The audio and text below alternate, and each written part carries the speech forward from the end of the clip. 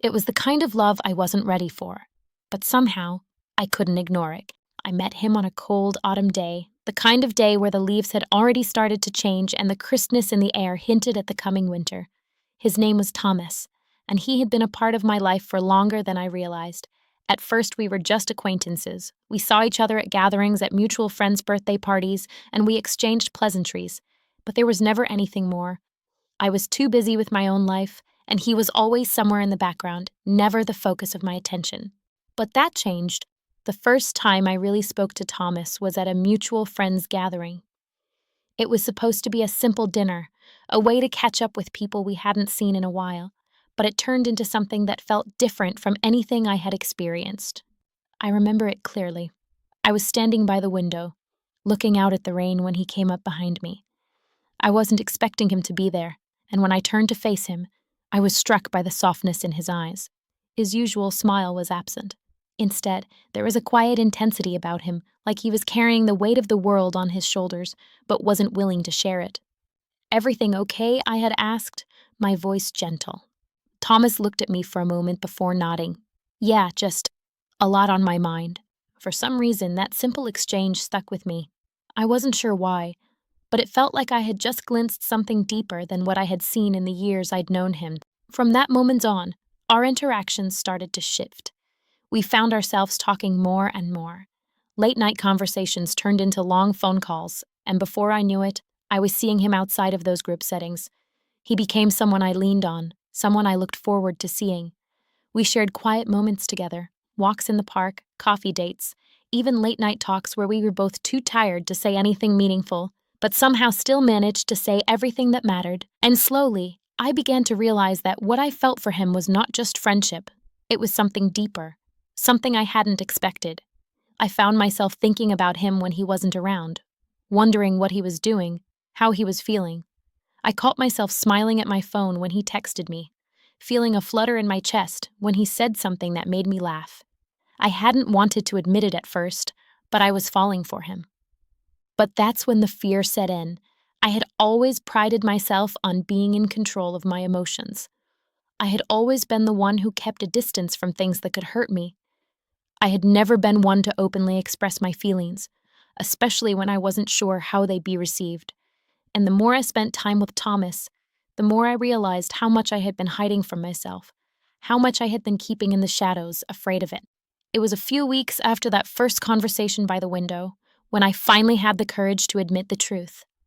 I had invited him over to my apartment one evening, as we had done countless times before, to just talk and relax.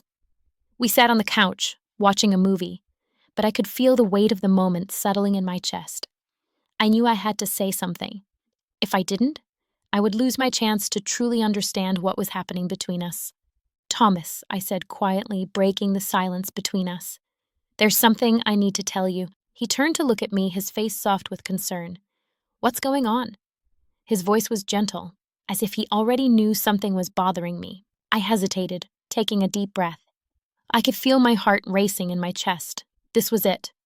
The moment that would change everything. "I don't know how to say this," I started, my voice shaking slightly, "but I think I'm fallen for you." I let the words hang in the air, uncertain of what would come next. I could see the surprise in his eyes, the way his brow furrowed as he processed what I had just said. There was silence between us, a pause that felt like an eternity. I had said it. I had finally said it. But I didn't know how he felt. I didn't know if he would laugh it off, or if he'd say something that would shatter everything we had built. "Emma," he began, and my heart skipped a beat at the sound of my name in his voice. He looked at me, and for the first time I saw the uncertainty in his eyes. "I didn't know you felt that way," I swallowed, trying to steady my breath. "I've been trying to ignore it," I admitted. "I didn't want to make things awkward between us. You've been such a good friend to me, and I didn't want to mess that up." Thomas looked down at his hands for a moment, then back at me. "I felt something too, Emma. I wasn't sure if it was the right time. I didn't know how you felt, and I didn't want to make a move if I was going to risk losing you." The relief that washed over me was overwhelming. I couldn't believe what I was hearing. "You mean you feel the same way?" He nodded slowly, his expression softening. "I've been trying to figure this out myself. But yeah, I think I have been falling for you too." For a moment, neither of us spoke. We just sat there looking at each other as the reality of the situation settled between us. All of the uncertainty, all of the fears I had been carrying, began to fade. We had both been holding back, afraid to admit what was so clearly there. But now, with the truth out in the open, it felt like a weight had been lifted. "I didn't want to mess up what we have," I said softly.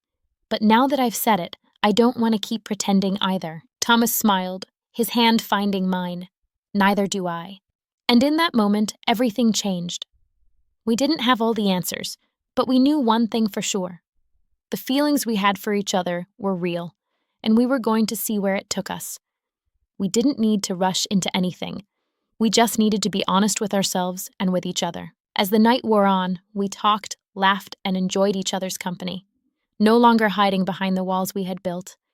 And in the quiet comfort of being together, I realized that sometimes love isn't about grand gestures.